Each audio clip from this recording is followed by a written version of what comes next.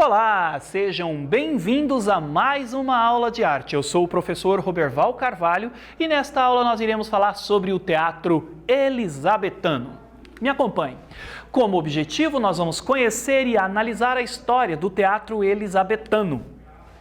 Pense um pouco, você gosta de assistir ou participar de umas peças teatrais? Será que o teatro contribui para o crescimento de uma nação? Sabe o que foi o teatro elisabetano? Você já assistiu uma peça de teatro? Não?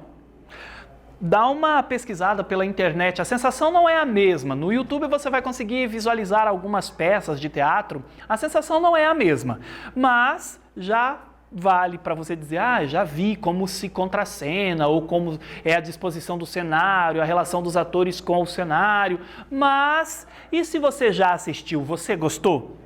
E você que já assistiu, você teve vontade de participar de uma história de teatro, de uma peça teatral? Tem quem gosta de assistir e tem quem gosta de fazer. E aí, dentro do fazer teatral, você tem o ator, você tem o cenógrafo, você tem o dramaturgo. Vixe, tem várias funções dentro da atividade do fazer teatral. Gente, no século XVI, um dos maiores entretenimentos do público inglês era o teatro. O teatro elisabetano corresponde ao teatro produzido durante o reinado da rainha Elizabeth I da Inglaterra, nascida em 1558 e faleceu em 1603. O período da rainha Elizabeth foi o apogeu da Inglaterra, né? Um período de grande desenvolvimento, uma Inglaterra que se intitulava livre, né? Que se afastou do papado de Roma e se instituiu a tua religião oficial, a religião presbiteriana, né? Uma religião protestante e em consequência disso, ela estava livre para poder pensar a sua cultura, né, da maneira como ela via que era melhor para ela. Olha que legal, esse afastamento da Inglaterra, né? Da Igreja Católica de Roma, fez com que a Inglaterra tivesse um pensamento livre e, com isso, os artistas, os escritores, os dramaturgos puderam aproveitar e viajar num mundo de possibilidades que contribuiu para uma Inglaterra rica culturalmente durante os anos da rainha Elizabeth I.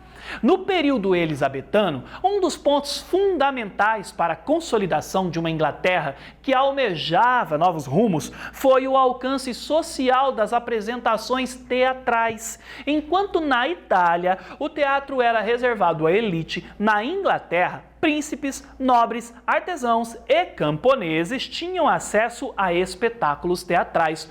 Olha que show!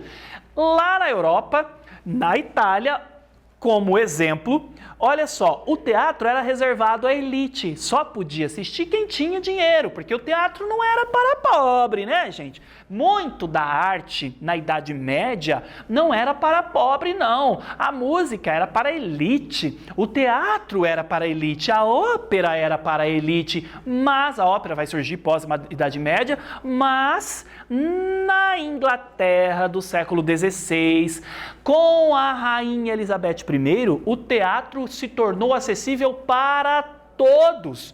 Olha que legal! O teatro, né, ele tinha uma disposição quadrada e um palco semicircular, né, dividido em primeiro palco e segundo palco, e nas laterais tinham os balcões, né, os camarotes, e era dividido, mesmo que era acessível para todas as camadas populares, né, ainda assim lá dentro era dividido. A elite tinha os seus lugares, né, e a pobreza também tinha o seu lugar, mas quem pudesse pagar, sentava para assistir a peça.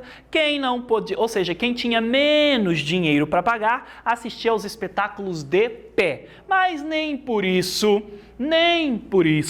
a Inglaterra deixou de ter o seu prestígio dentro da atividade de fazer teatral e de acesso, possibilitar acesso ao público, às camadas populares, para assistir um espetáculo teatral. Apesar dessa oportunidade de acesso à cultura a todos, havia uma separação dos públicos, como eu disse. Cada um tinha o seu lugar específico na plateia, não misturando assim a pobreza com a nobreza. No entanto, essa abertura de teatro para todos levou a uma fusão de estilos. Surgem misturas particulares entre tragédia, comédia e o novelesco, talvez por essa necessidade de satisfazer a todas as camadas. Pessoal, no início, lá no século XVI, haviam 3 teatros públicos. Em Londres, quando o jovem Shakespeare chegou à cidade em 1590, nós tínhamos o The Theatre, The Curtain e a Rosa, ou The Rose. Se você assistir o filme Shakespeare Apaixonado, você vai ouvir em falar do Rose. É esse teatro aqui que em português se chama A Rosa.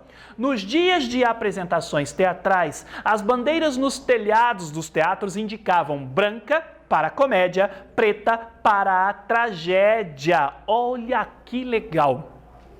Então, nos dias de apresentação teatral, lá no teatro eles hasteavam uma bandeira. Se ela era branca, aquele dia era dia de apresentação de comédia. Se ela era preta, aquele dia era dia de apresentação de tragédia. Olha que legal essa sacada, né? E antes de começar os espetáculos, havia tocava-se uma corneta. Nada muito diferente do que é hoje, porque quando nós vamos ao teatro, tem 3 campainhas. Aí toca a segunda, aí toca a terceira, Por quê? Para avisar a plateia que o espetáculo vai começar e que cada um deve ficar em silêncio para apreciar com respeito o espetáculo que será apresentado. O teatro tornou-se uma instituição na cidade de Londres. Os artistas se apropriavam da efervescência literária de todo o continente e davam-lhe vida nos palcos teatrais, ao mesmo tempo em que se fortalecia a recém-despertada consciência nacional. Vamos então a uma primeira atividade. A partir do que já analisamos, descreva um dos pontos fundamentais para fortalecer os propósitos de novos rumos da Inglaterra elisabetana. Eu já volto.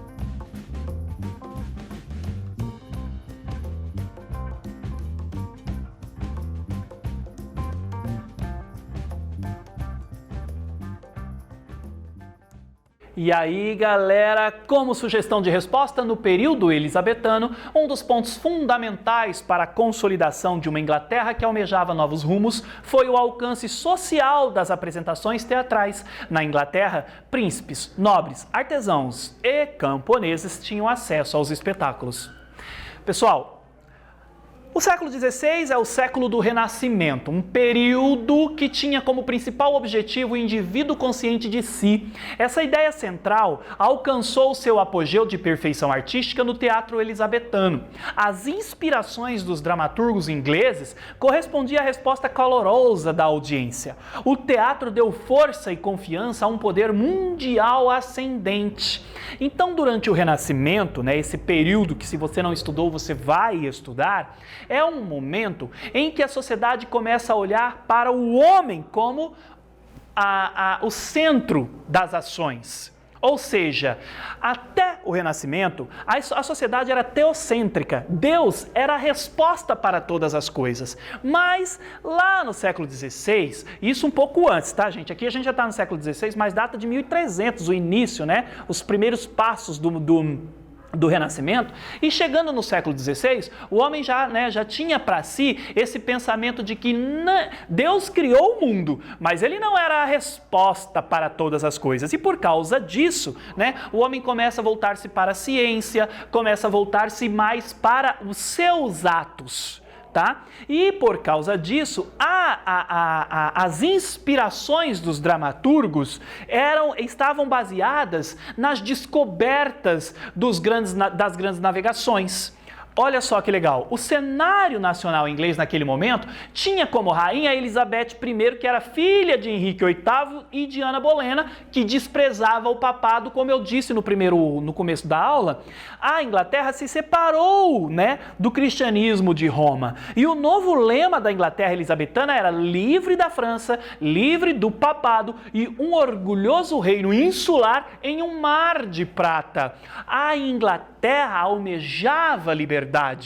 Tá? Isso contribuiu para que em 1589 Richard Hakluyt publicou sua grande obra The Principal Navigations, Voyages and Discoveries of the English Nation, que significa as principais navegações e descobertas da nação inglesa, e Christopher Marlowe publicou Tamburlaine, que tratava dos recém-descobertos tesouros do mundo terrestre, o que criava expectativas para o que estava por vir nas novas explorações. Essas descobertas, que foram descritas pelos autores que vocês acabaram de ver, inspiraram outros autores como John Bale a escrever sobre os heróis da história nacional. E em 1548 ele escreveu King John, ou seja, Rei John. E em 1578 Raphael Holyshedden escreveu Chronicles, ou seja, crônicas. Olha que legal. Então agora vamos para corroborar o que nós aprendemos, a mais uma atividade. Qual era a situação do cenário inglês no período elisabetano? Eu já volto.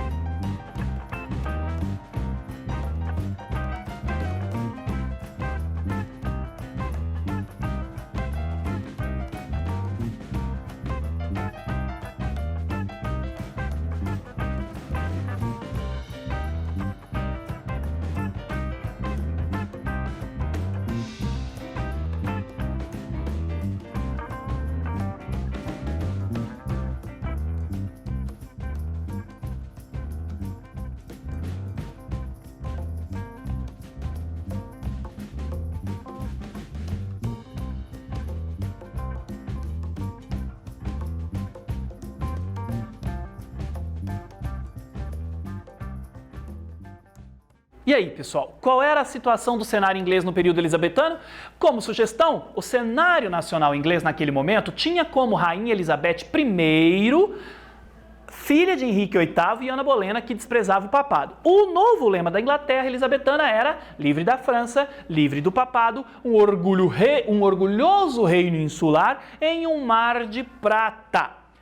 E aí aonde entra William Shakespeare dentro do teatro elizabetano. Considerado o poeta nacional da Inglaterra e o maior dramaturgo da literatura mundial, William Shakespeare nasceu na pequena cidade de Stratford-upon-Avon, Inglaterra, no dia 23 de abril de 1564, tá? E o William Shakespeare vai ser um desses dramaturgos que vai utilizar essas histórias narradas em livros históricos, né, de grandes descobertas. Ele é um dos dramaturgos que vai utilizar essas histórias para criar a sua história dramatúrgica no teatro, para criar Henrique VIII, para criar Romeu e Julieta. Tem tantas histórias que Shakespeare escreveu, são cerca de 40 peças escritas ao longo de sua vida. Suas obras estão divididas entre comédias, tragédias, peças históricas, que é o que eu estou acabando de falar, poemas narrativos e sonetos. Sua produção dramática está dividida em 3 fases. Na primeira fase ele escreveu peças históricas, tragédias em estilo renascentista e algumas comédias. Na segunda fase, ele ocupou-se em escrever tragédias e comédias. E na terceira fase, caracterizada por peças menos trágicas de caráter conciliatório. Entre as obras do Shakespeare estão Romeu e Julieta, quem nunca ouviu falar de Romeu e Julieta, A Tempestade, longo, mas é maravilhoso, Júlio César, Antônio e Cleópatra, Hamlet, Ser ou Não Ser, Eis a Questão, Otelo, Rei Lear, Macbeth. E nas comédias, as comédias dos erros, Sonho de uma Noite de Verão, quem não conhece, quem já não ouviu falar de Sonho de uma Noite de Verão, O Mercador de Veneza, Muito Barulho por Nada, Noite de Reis e A Megera Domada, que inclusive houve uma novela com base nesta história, O Cravo e a Rosa, exibida pela Rede Globo. Históricas, peças históricas, Ricardo II, Ricardo III, Henrique IV, partes 1 e 2, Henrique V, Henrique VI, parte 1, 2 e 3, Henrique VIII, Rei João e Eduardo III. Gente, o Shakespeare era mestre em vilões homens. Mestre de você, né? Vale a pena conferir as leituras das peças escritas por Shakespeare. E uma curiosidade antes da nossa próxima atividade: o Shakespeare escrevia muito personagem homens, porque na época do teatro elizabetano, somente homens podiam interpretar. Então, naquela época, um personagem feminino era interpretado por homens. Então, Shakespeare dava preferência à escrita para personagens de homens, personagens que fossem homens. Bom, acesse a web e visite algumas páginas que contêm um pouco mais sobre as obras de Shakespeare, além de também tirar um tempo para assistir o trailer do filme Shakespeare Apaixonado para aguçar a vontade de ver o filme inteiro. Ficou a dica desta atividade após a nossa aula e eu quero dizer a vocês que nessa aula nós conhecemos e analisamos a história do teatro elizabetano. Eu espero que vocês tenham gostado e até breve!